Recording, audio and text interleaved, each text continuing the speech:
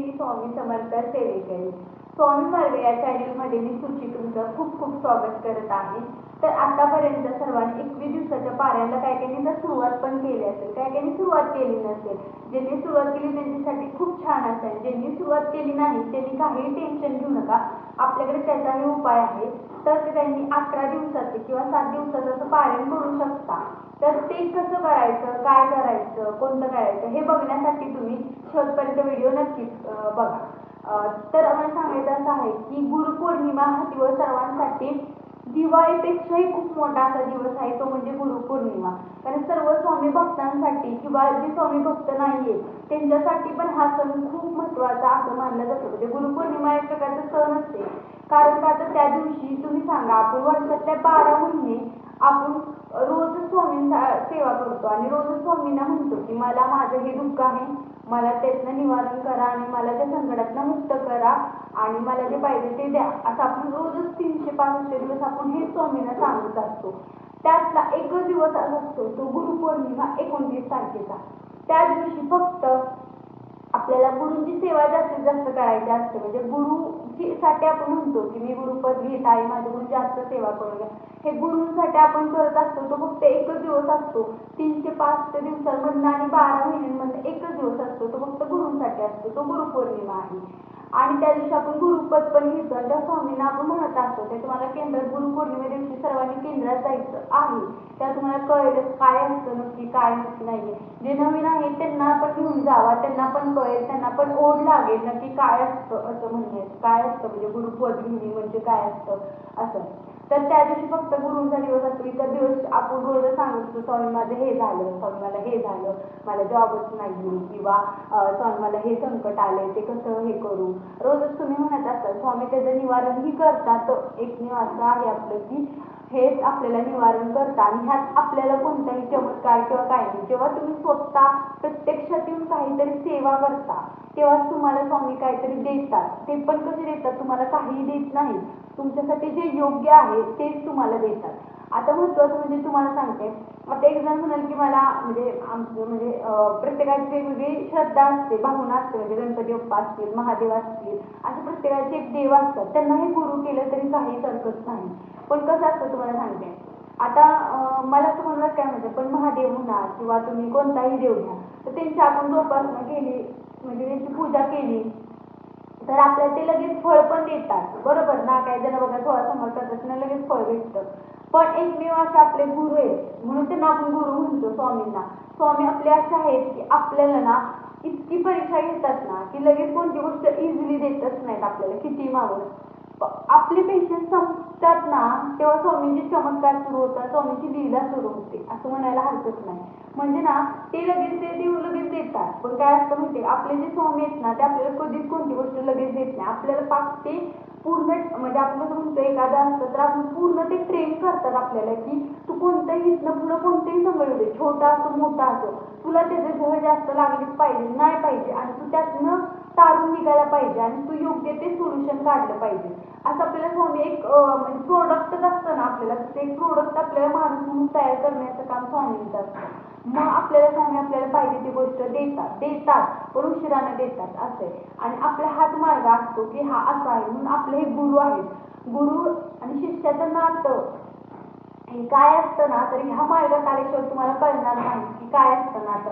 म्हणजे तुम्हाला सांगू का की कुठली पण छोटी गोष्ट असू द्या, म्हणजे आता सपोज मी आता मला कसं तरी होतंय किंवा मला असं रडायला भरपूर येते, तर मी येते माझी इथं स्वामींची इथे येते माझ्या देवघरात आणि डायरेक्ट म्हणते की स्वामी मला असं होतंय, तुम्हीच काय करू शकता, काय नाही करू शकत। त्याच्याच्या हक्काने भांडतो, हक्काने रडतो, हक्काने मला हे पाहिजे असंही म्हणतो, तो अधिकार आहे आपल्याला, बरोबर ना।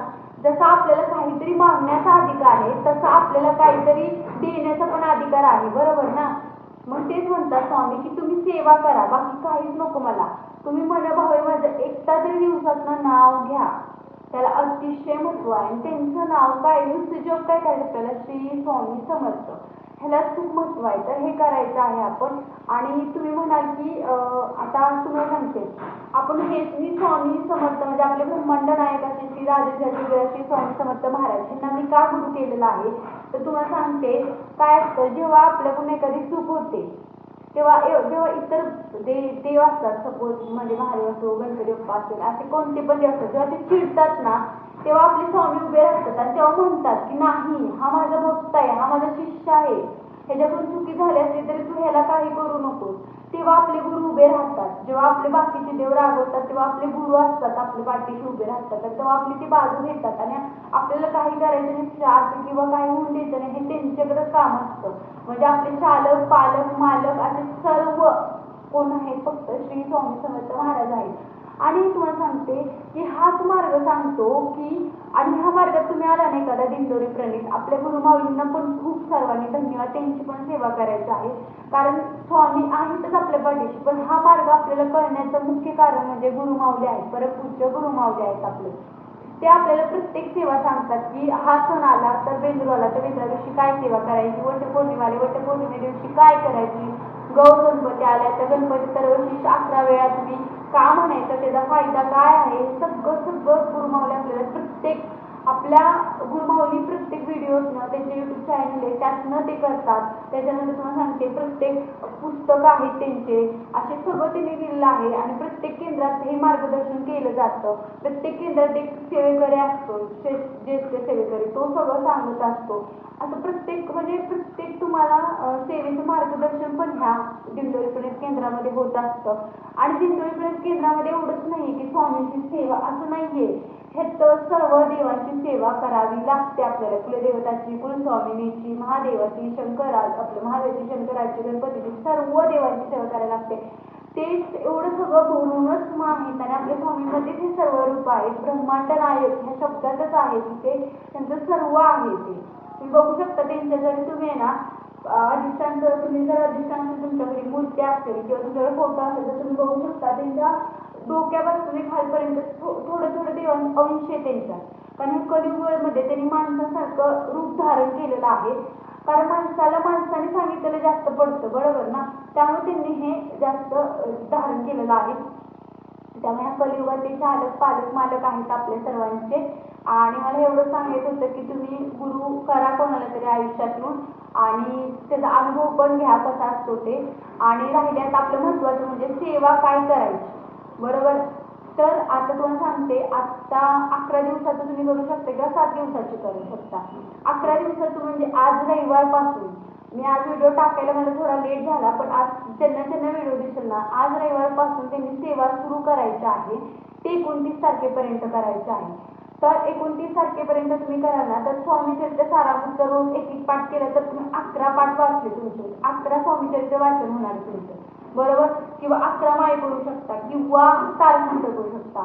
सर्वात महत्त्वाचं जर काय काय म्हणत असेल की मला स्वामीचरित्र नाही करायचं, मला गुरुचरित्र पारायण करायचे, काही हरकत नाही.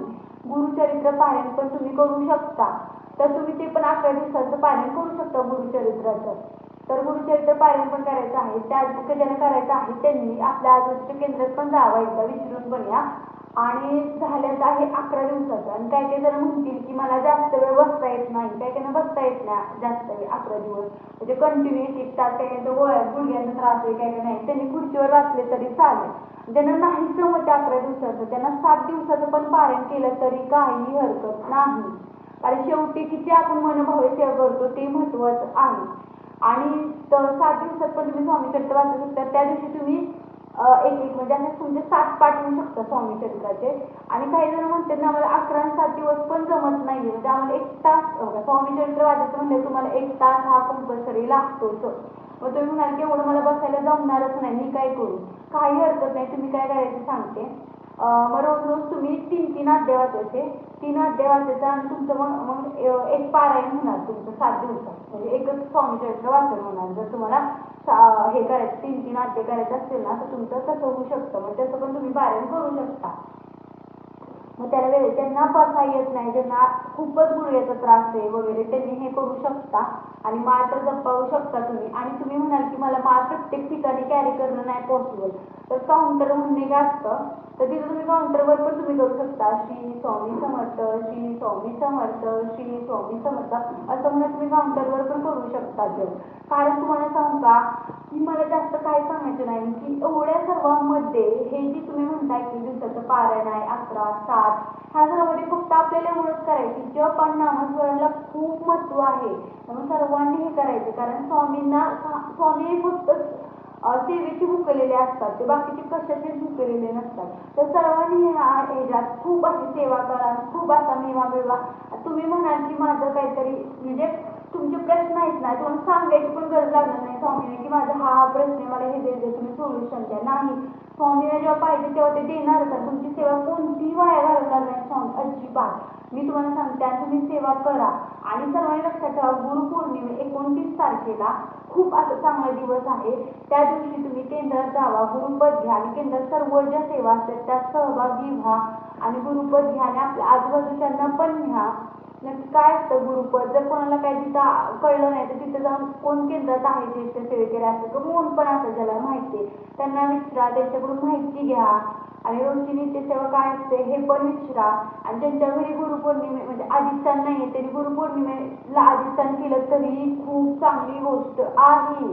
तर त्या तुम्हाला गुरुपौर्णिमेला ज्यांना अधिष्ठान करायचं ना त्यांनी काय करायचं माहिती का, गुरुपौर्णिमा आहे ना म्हणजे 29 तारखेला तुम्ही 28 तारखेला सर्व सामान आणायचं. म्हणजे सपोज आता ज्यांना मूर्ती स्थापन करायची त्यांनी मूर्ती आणा, ज्यांना फोटो स्थापन करायचे त्यांनी फोटो आणा. दोन्हीत एकच आणायचे, मूर्ती तरी आणा नाही तर तुम्ही हे तरी आणा, ते स्वामींचा फोटो तरी आणा. जर स्वामींचा फोटो आणला तर त्याच्यावर अभिषेक करणार, म्हणजे अभिषेक करताना पूर्ण करून घ्यायचा, फोटोचं हे होतं. त्यामुळे 1-2 पळीत तुम्ही घालायचं आणि करू शकता, गुलाबजल लावायचं वगैरे सगळं करायचं. स्वामींना नैवेद्य दाखवायचा, त्याच्यानंतर धूप दीप ओवाळायचं, त्यांना म्हणायचं की स्वामी आजपासून तुम्ही आमच्या घरातला एक मेंबर झालेला आहात, तुम्ही आजपासून आमच्या प्रत्येक संकटात, दुःखात, सुखात सगळ्यात तुमचा वाटा असणारे स्वामी, आणि तुम्हीच ह्या घरात एक मेंबर असल्यामुळे तुम्ही सर्व आमच्यावर इथनं पुढे चालायचं आहे. इथनं पुढे आमच्यासोबतच तुम्ही राहा आणि आमच्याकडून जास्तीत जास्त सेवा करून घ्या. हे स्वामींना असं बोलून त्यांचं अधिष्ठान करायचं आहे गुरुपौर्णिमे दिवशी. ज्यांच्याकडे नाही त्यांनी कळलं, लक्षात घ्या सर्वांनी.